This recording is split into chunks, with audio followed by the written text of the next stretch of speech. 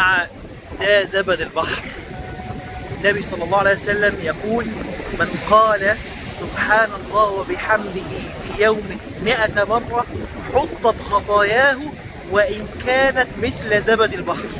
فقولوا بقى كل يوم سبحان الله وبحمده 100 مرة.